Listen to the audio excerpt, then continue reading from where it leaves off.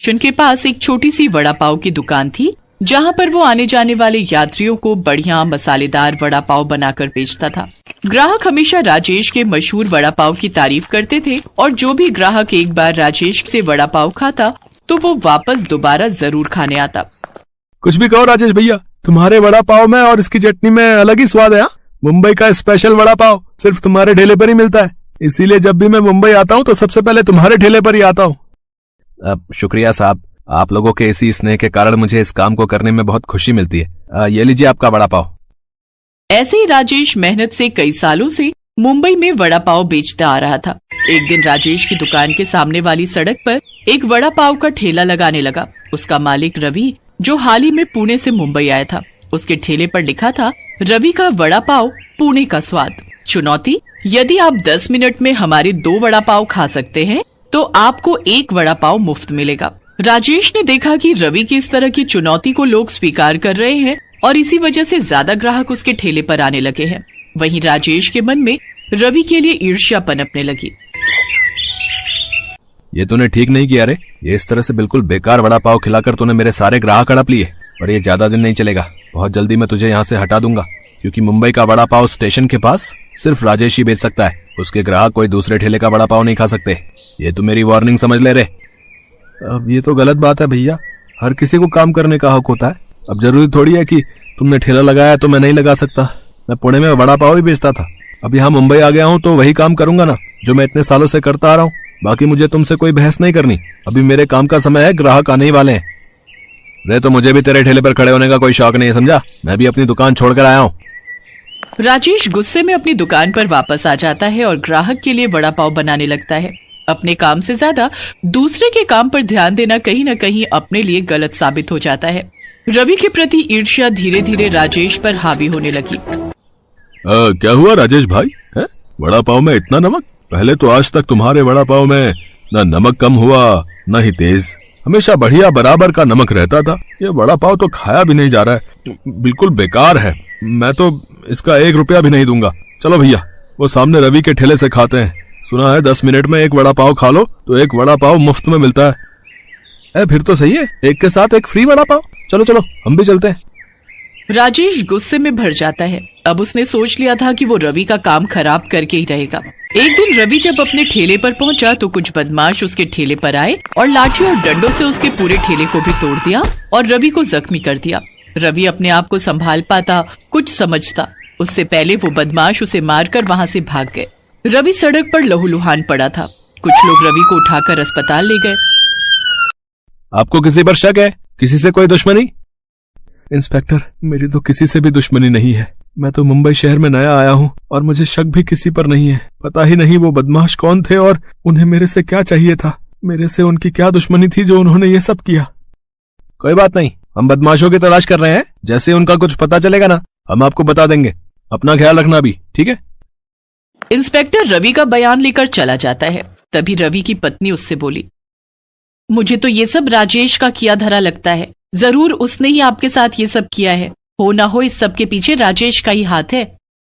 रमा, जब तक सबूत नहीं मिल जाते हम राजेश पर ऐसे उंगली नहीं उठा सकते। मुझे दुख तो इस बात का है कि मेरा सारा ठेला टूट गया, सब कुछ खराब हो गया। अब मैं फिर से ठेला लगाने के लिए कहाँ से पैसे लाऊंगा, कुछ समझ नहीं आ रहा। वड़ा पाव का ठेला लगाने के लिए मैंने अपना सब कुछ बेच दिया था। घर का खर्चा कैसे चलेगा, सब कैसे होगा?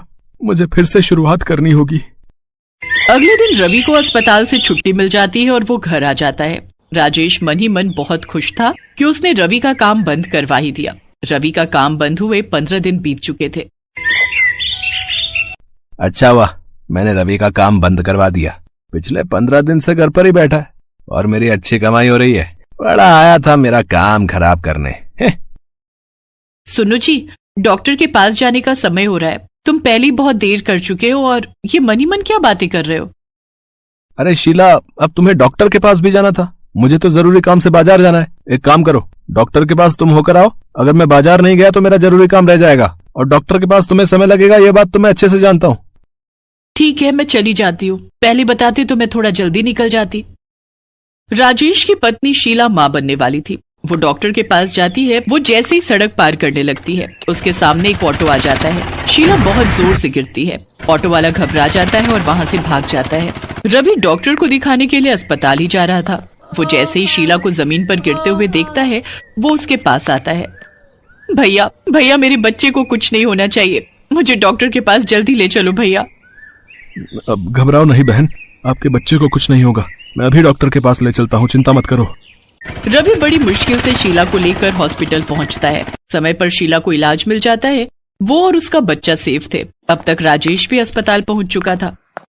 भैया, आपका बहुत बहुत शुक्रिया, आप समय पर मुझे हॉस्पिटल ले आए। सुनिए, आपको पता है इन्होंने मुझे बताया कि ये भी स्टेशन के पास वड़ा पाव का ठेला लगाते थे, पर किसी ने इनके साथ बहुत गलत किया। इनको पीटने के लिए गुंडों को भेज दिया। गुंडों ने इनके ठेले को तोड़ा, इन्हें मारा पीटा। बेचारे कितने अच्छे स्वभाव के हैं, और देखो किसी ने बिना बात की इनसे दुश्मनी निकाल ली। पता नहीं दुनिया में लोग किसी से इतनी ईर्ष्या क्यों करते हैं। कितना अच्छा स्वभाव है इन भैया का। अपनी पत्नी की बात सुनकर राजेश शर्म से अपनी नजरें झुका लेता है। रवि उस समय कुछ नहीं बोलता। रवि और राजेश कुछ देर बाद अस्पताल से बाहर आ जाते हैं। मुझे माफ कर दो रवि, मुझसे बहुत बड़ी भूल हो गई। ईर्ष्या में आकर मैं अंधा हो गया था। तुम्हारा जितना भी नुकसान हुआ है उसकी भरपाई मैं करूंगा। तुमने मेरी पत्नी की इतनी मदद की, और एक मैं हूं जिसने तुम्हारे साथ कितना गलत किया। राजेश भैया, मैं ये जानता ही नहीं था कि शीला भाभी आपकी पत्नी है। उनकी जगह कोई और औरत परेशानी में होती तो मैं उनकी भी वैसे ही मदद करता जैसे शीला भाभी की है। बाकी रही बात मेरे काम की, तो मैंने पैसों का जुगाड़ कर लिया है। मैं कुछ ही दिनों में दूसरी जगह वड़ा पाव का ठेला लगा लूंगा। पर मेरी आपसे एक विनती है, कभी भी जीवन में किसी से भी ईर्ष्या मत करना, क्योंकि ईर्ष्या मनुष्य का चरित्र और जीवन सब बर्बाद कर देती है। अच्छा, मैं चलता हूँ, अपना और भाभी जी का ख्याल रखना। रवि वहां से चला जाता है। बहुत देर तक राजेश रवि को दूर तक जाते हुए देखता रहा और अपनी पत्नी को लेकर घर आ गया। पर उसे हमेशा यही पछतावा रहा कि उसने रवि के साथ जो भी किया वो बहुत गलत था।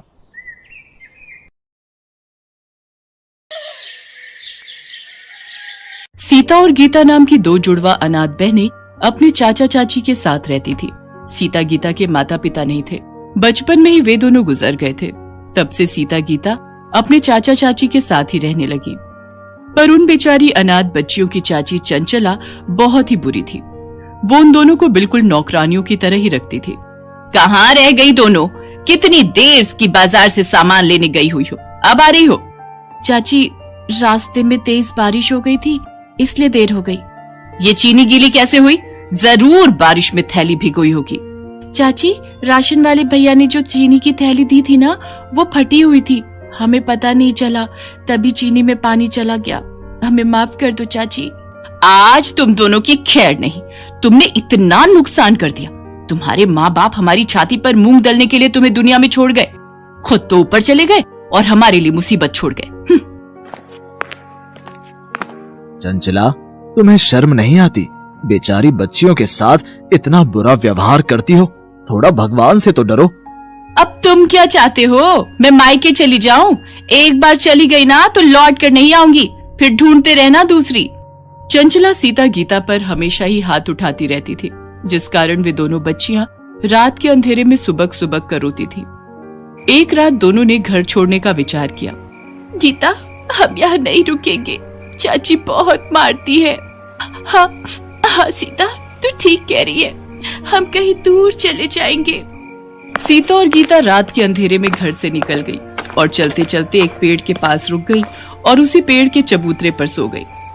अगली सुबह उनकी आंख खुली तो उन्होंने देखा सड़क पर लोग गुजर रहे हैं। बहुत से ठेले वाले वहां पर खड़े हैं। सीता, बहुत भूख लगी है, चल हम कुछ खाते हैं। पर गीता, हमारे पास पैसे नहीं है, बिना पैसों के हमें कोई भी खाने को कुछ नहीं देगा। एक बार पूछते हैं ना, शायद कोई दे दे। ठीक है, चला। भैया, आपके ठेले से कुछ खाने को दे दो, बहुत भूख लगी है। तुम दोनों के पास पैसे हैं? अरे देखो देखो, दोनों बहनें एक शक्ल की हैं, लगता है जुड़वा है। हाँ बिल्कुल, और लगता है दोनों अनाथ हैं। भैया, पैसे तो हमारे पास नहीं है। तो मुफ्त में तुम्हें क्या मिलेगा? पैसे लाओ तभी कुछ खाने को मिलेगा। ठेले वाला अभी दोनों को डांट ही रहा था कि तभी एक व्यक्ति वहां आता है। भीमा, इन बच्चियों को एक एक पराठा बना कर दे, मैं पैसे दे दूंगा। शुक्रिया अंकल। तुम दोनों कौन हो बेटा? अंकल मेरा नाम सीता है और ये मेरी छोटी बहन गीता। हमारी चाची हमें बहुत मारती थी, इसलिए हमने घर छोड़ दिया। तुम्हारे माता पिता कहाँ हैं बच्चों? हमारे माँ बापू नहीं है अंकल, हम बचपन से ही अपने चाचा चाची के साथ रहते हैं। अच्छा अच्छा अच्छा, तो ये बात है। अच्छा भीमा, तेरे पास अभी नूडल्स के कितने पैकेट बचे हैं? 20 पैकेट और दे जाओ। बच्चों आओ, तुम मेरे साथ ऑटो रिक्शा में बैठ जाओ।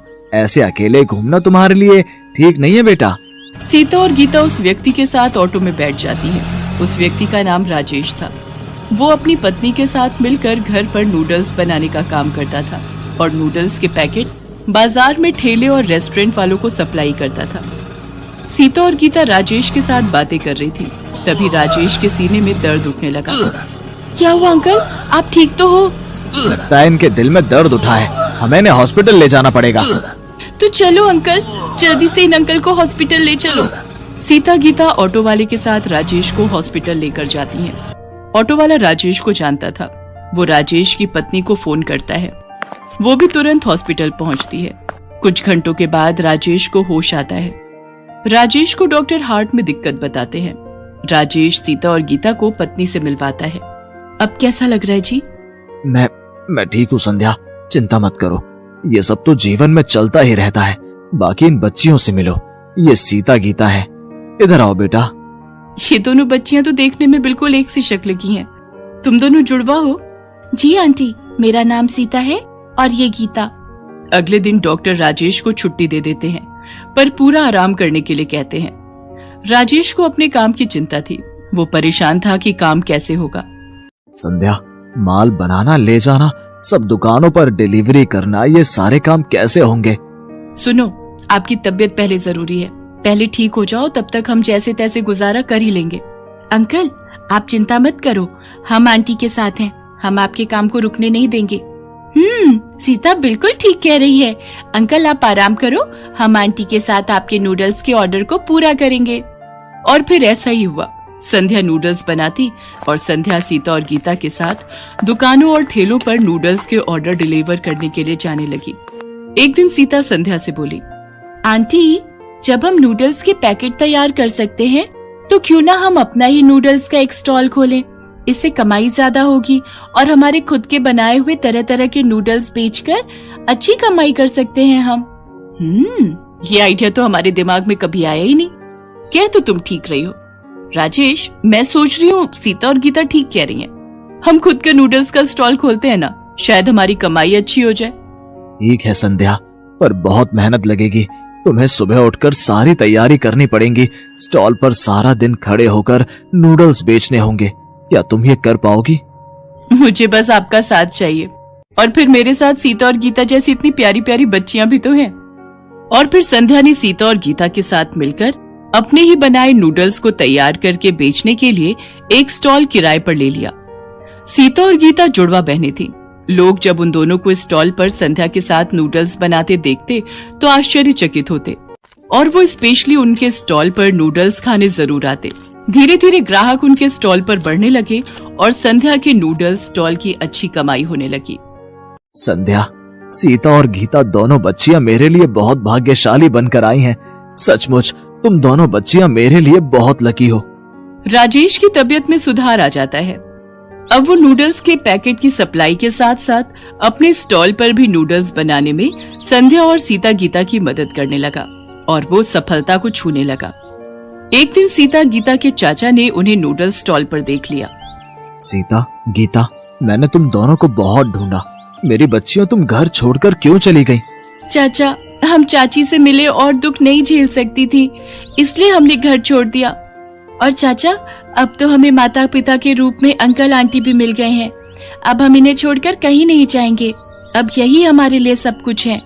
सीता गीता की ये बात सुनकर राजेश और संध्या उन्हें गले लगा लेते हैं। आखिर उन अनाथ बच्चियों को माता पिता के रूप में राजेश और संध्या जो मिल गए थे और फिर बच्चियों को आशीर्वाद देकर उनका चाचा आंखों में आंसू लिए